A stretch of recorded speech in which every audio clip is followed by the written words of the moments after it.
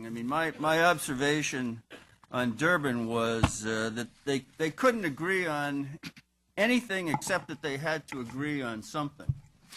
And that was partly because the EU had said that if they didn't agree on something binding, they would withdraw, I guess, from the Kyoto Treaty. And so they didn't really want to do that. So whatever it was, they had to declare it was an agreement. But I think, and then they put in some language, and anybody could interpret it the way they want, but it was an agreement. And so I think, we've kind of reached the end of the line in terms of traditional thinking about climate policy, the way policy is developed. I mean, it's basically, at this point, almost a total failure. And on the verge of collapse, I would say. So I'm suggesting that maybe we need to start all over again. And I'm thinking that, first of all, I do think that climate change is a very serious subject. I don't dismiss it and say, oh, well, it's nothing to worry about or be concerned about. And so I think, it deserves the highest level of attention among American society, intellectuals, and so forth. But I think maybe we've kind of been failed. We've sort of by default left the thinking about the subject to the environmental movement. And I would say the environmental movement has failed us. And so rather than say, okay, since they failed, let's just forget about the whole thing, maybe we ought to be thinking about how we should think about the subject and come up with some new perspectives. That is to say, with Durban, because the talks have just ended, and I think it's a pretty good lead-in and gives us a pretty good signal of where we stand in climate policy and on the political economy of climate policy, which is, I think, exactly where Bob described it. That is, it's nearly bankrupt.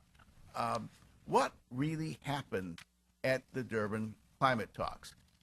It's back now a little bit more than 2 years ago that David Montgomery, who is in the audience, and I wrote a paper that we entitled, borrowing a phrase from Stephen Krasner, Organized Hypocrisy. And that was talking about what we predicted as the coming failure of the Copenhagen climate talks, which did indeed fail. But the term is even more appropriate, I think, for the Durban talks, and applies even better for the Durban climate talks. Krasner's term basically means is supposed to apply to situations in which actors, in effect, pretend to believe each other's duplicities as a way of avoiding really the consequences of having really irreconcilable conflicts of interest. That's fundamentally what's been going on for the 20 years or so of climate talks. And it certainly was completely in evidence at Durban.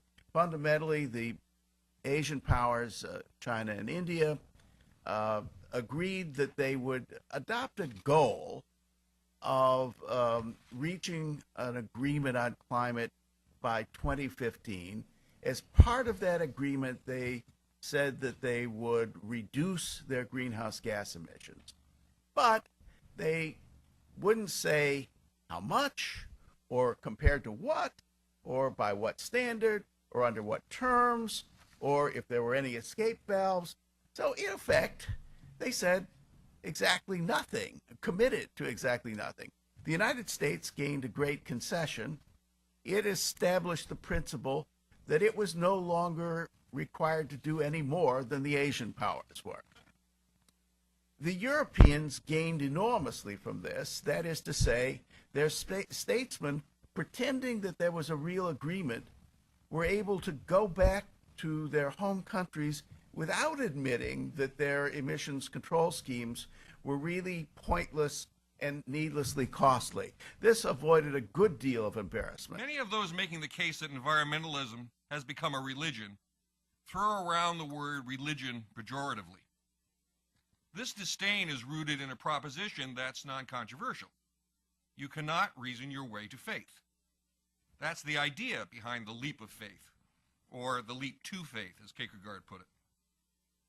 Faith is the act of believing in something without or in spite of empirical evidence. Kierkegaard argued that if we choose faith, we must suspend our reason in order to believe in something higher than reason. So, those on the right who dismiss environmentalism as a religion do so because the syllogism is, if faith is inherently not achievable through rationality, and if environmentalism is a religion, then environmentalism is utterly irrational and must be discredited and ignored. This is the essence of the science fiction author Michael Crichton's famous 2003 speech in which he said, quote, "Increasingly it seems facts aren't necessary because the tenets of environmentalism are all about belief. It's about whether you are going to be a sinner or saved." Now, leftists also disparage environmentalism as religion. In their case, the objection is pragmatic. They claim that rationalism affects change and religion doesn't. So you get the 60s radical Murray Bookchin saw the way environmentalism was hooking up with New Age spirituality, and he thought that was pathetic. Quote, "The real cancer that afflicts the planet is capitalism and hierarchy," he said. Quote, "I don't think we can count on prayers, rituals, and good vibes to remove this cancer." Bookchin dismissed green spirituality as flaky. He said we must not fall back on, quote, "incantations, sutras, flow diagrams, or spiritual vagaries." This guy could turn a phrase. He decried shamanistic eco-lala. But again, where does that get you? Is the world a better or even a substantially different place for all that ranting? I don't see the evidence.